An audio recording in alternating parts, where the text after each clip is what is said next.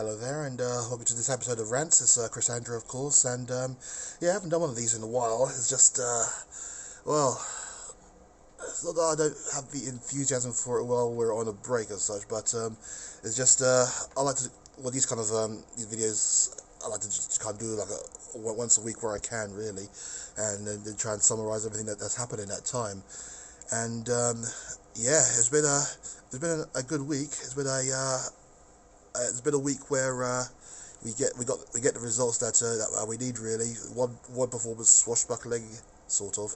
The next one grinding and gritty, and of course I refer to the last game, the Austrian side in the Europa League, where we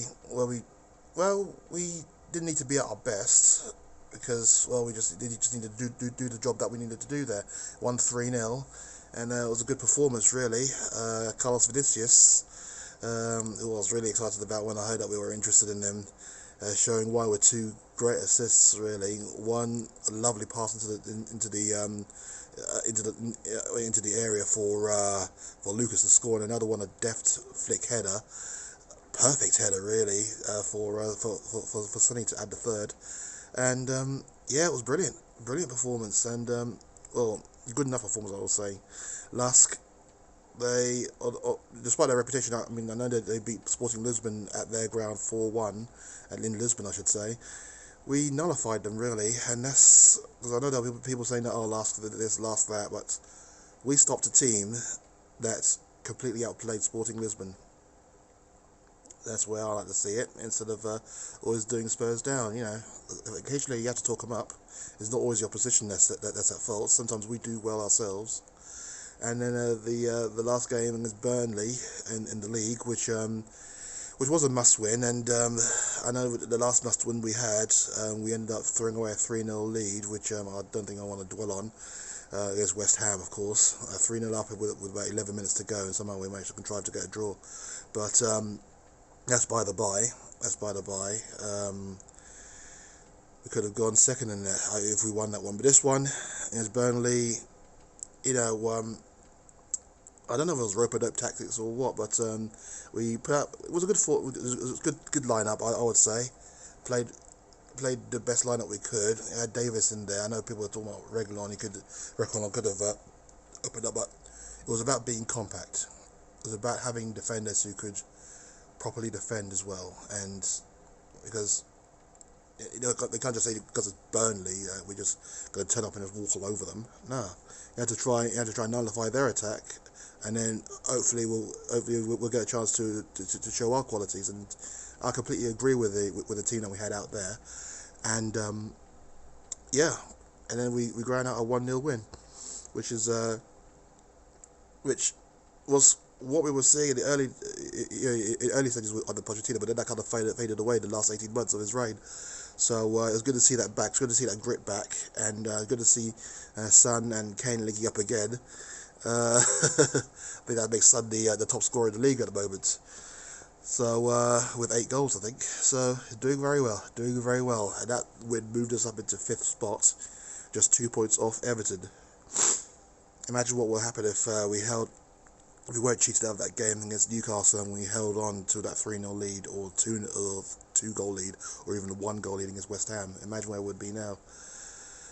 But I guess it's just a case of finding our feet and finding that rhythm. And I guess a London derby that early on was always going to be a bit tricky for the team that are trying to get that kind of title-winning feeling, as opposed to a team who just turn up whenever we're in town.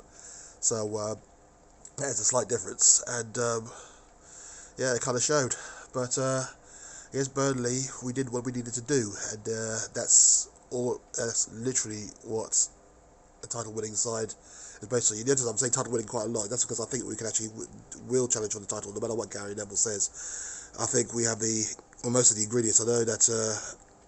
We'll see what central defence has in store for us, but I was not impressed there with how Sanchez completely capitulated against West Ham on 2 occasions. One of those occasions being the own goal he scored. He had no need to panic, and we had no need to throw that game away. But as I wasn't going to dwell on it, but I am, aren't I? But yeah, and then Burnley, kind of put that right with a good defensive display. That was our first clean sheet of the Premier League. The last game was all in all, we made it our second clean sheet in 2 games, and now we take on Royal Antwerp tonight. A win there. I think did Antwerp beat Ludogorets? Yeah, they did. They came out from a goal down to win 2-1 in Bulgaria. So it's us two leading the way in the group. So if we win this one, we get 6 points. We are 3 points clear at the top, and before we go to the double header against Ludogorets. So it's all good.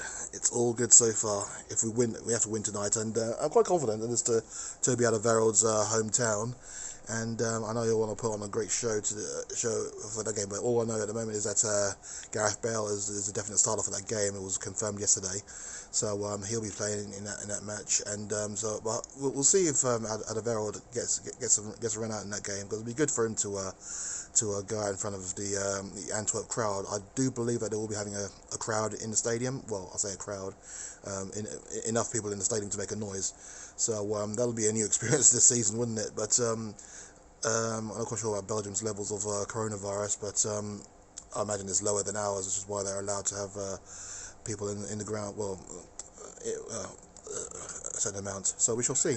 But yes, we shall see what happens in this one. Looking forward to it.